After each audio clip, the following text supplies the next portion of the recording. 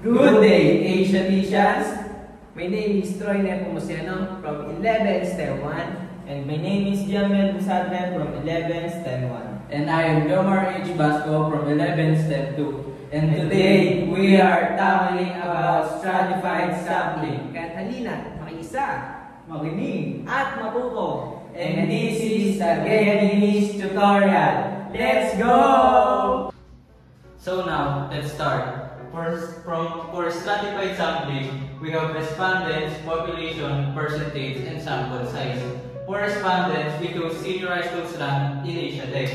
In respondents, we have HE, ICT, STEM, APM, and UMS. And next is population. Next is population. In HE, we have 435, and for ICT, we have 327, and in the STEM is 295, and the APM 312, and for UMS is 457. And we have to total to the population to get the N. So 435 plus 327 plus 295 plus 312 plus 457, and the total is 1,826. And next is percentage.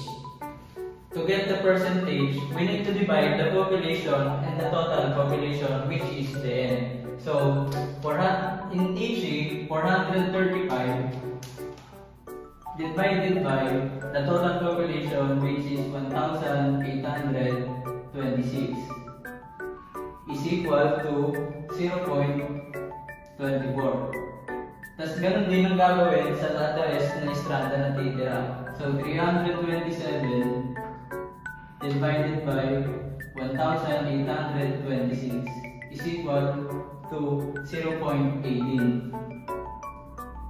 For the STEM, we have 295 population divided by the total population 1,826 is equal to 0.16.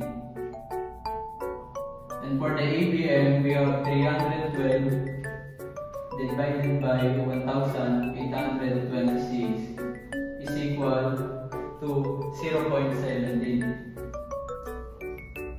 And last, for the UMS, we have 457 divided by 1,826, and the total is 0.25. Next is we need to get the sample size. Para ma-finalize natin yung sample size ay kailangan muna natin mag-compute. At ating gagamitin na formula is NE over 1 plus NE squared. So, ang first step natin is kukunin natin yung N. So, ano nga ba yung N? Ang N natin ay ayun yung total ng population natin, which is 1,826. And then, copy lang natin yung 1 plus, then open parenthesis, copy 1,826. And then, yung in natin is ay po yung margin error, which is 0.05. And then, squared. Next step is, copy lang natin ulit to. Bring down lang. Plus 1,826. And, i-times po natin siya sa square niya. At ang magiging sagot po natin dyan is 0.0025.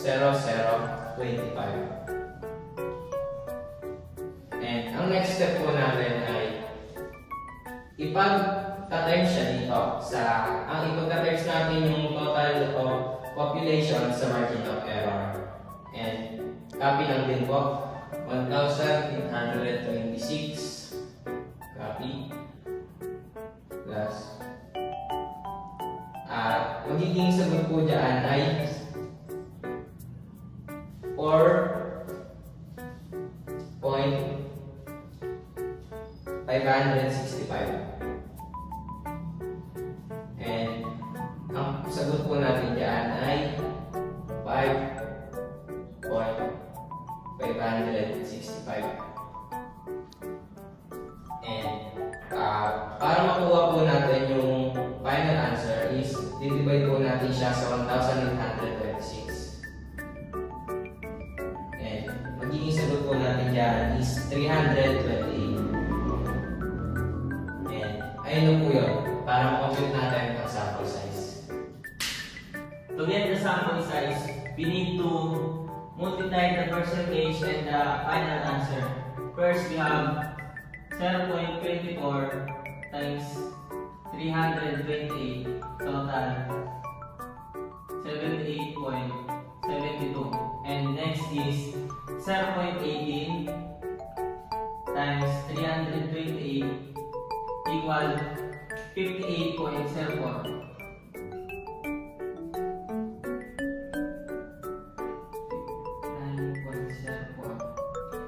And next is 0.16 times 328 equal 52.48. Next is 0.17 times 328 equals 55.76.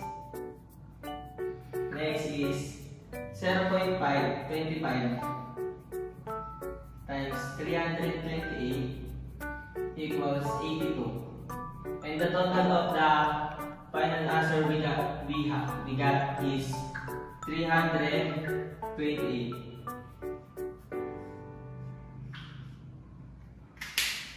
Ganyan. That's all, and we hope you learned something from us.